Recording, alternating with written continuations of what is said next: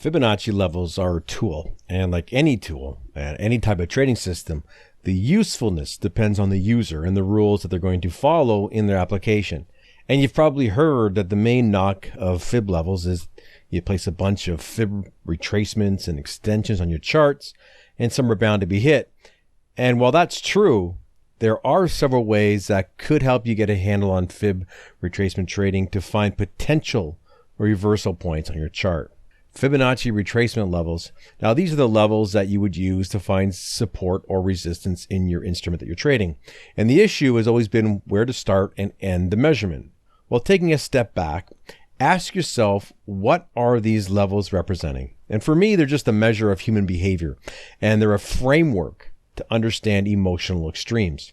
Given how I look at the representation, I would look to the overall move, the obvious swings, and that can be subjective, and also to pockets of consolidations. And when I was learning the basics of fibs, I was also told to use thrust bars and gaps, which also show where extreme action resides. And the retracement levels that I use are simply the 38.2 and 61.8 because there's less clutter on the chart, and it's going to show you the most important variable, which is price. So let's go through a really simple example using fib retracements to find resistance in a downtrending market of Bitcoin. And number one, we start the fib retracement by pulling from the highest high on the Bitcoin chart. And ending at number two, the levels 38.2 and 61.8 are plotted on the chart. Now the 38.2 has been removed from this example because it already got taken out. Number three, price rallied up to the 61.8 level, and using your entry method, you would short the market. Number four, using the extreme high again, we begin a fib pull ending at number five. By ending the fib pull here, the fib levels are plotted, and for this example, we just remove the 61.8 level because it doesn't even get touched here. And number six, price rallies into this zone, presents a double top, and price collapses. So this is an example of using retracements, and you may see a confluence of other factors on this chart. At number one, this yellow arrow is highlighting a former resistance level that breaks as price puts in the highest high. Carried over to the right, this zone actually lines up with the fib level. Number two, this area is the support area that we pulled the first fib to, and you can see carried over to the right that price stalled in the confluence zone. And as I said in the beginning, the biggest knock of levels is that a bunch of lines will get hit by random price action. To use fib levels as a framework helps you zone in on certain areas and then find supporting structure, as we saw here in the two charts. Using expansions. An expansion is a measurement of the impulse leg of a move projected from the correction leg.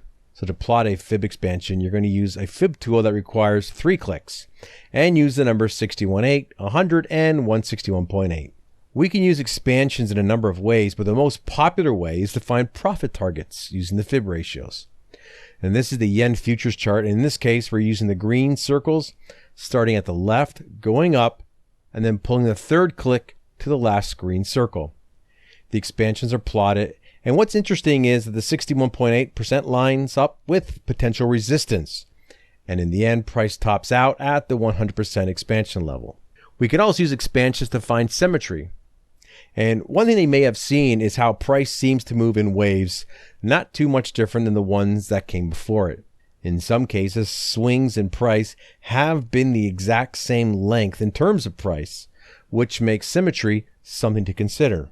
And you can measure the distance of one swing and project that swing to another swing and look for the 100% level, which shows you symmetrical pullbacks in price. This is the daily chart of wheat futures, and the market is in an uptrend.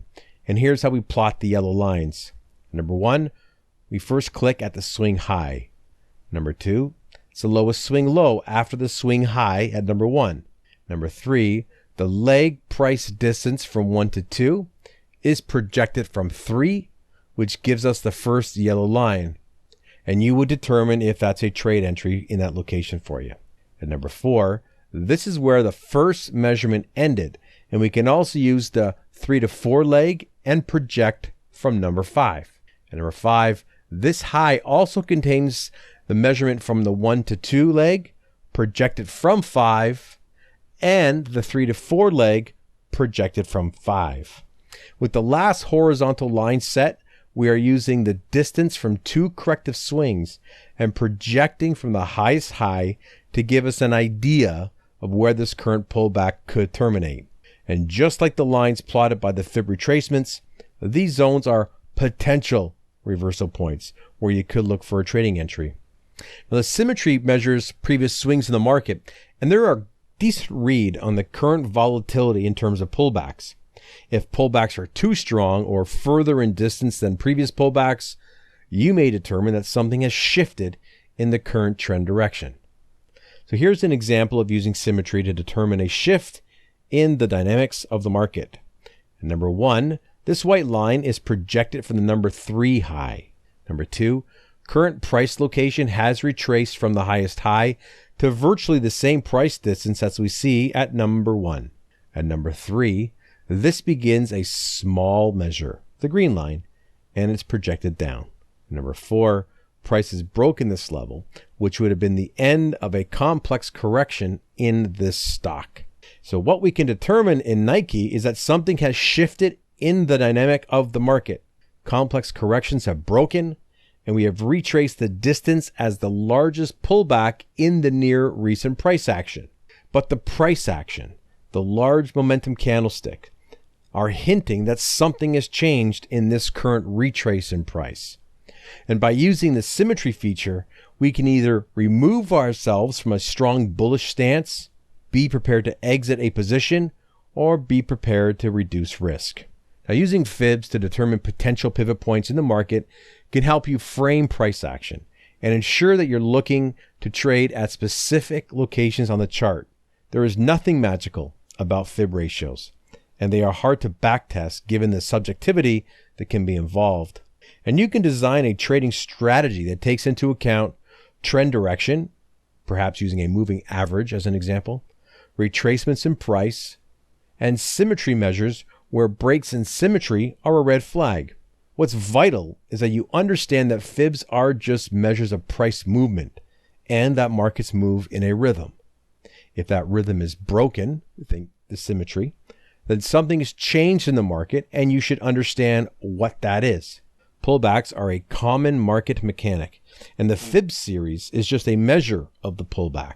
And what should be clear is that using Fibs alongside market structure is much better than relying on the Fib lines themselves.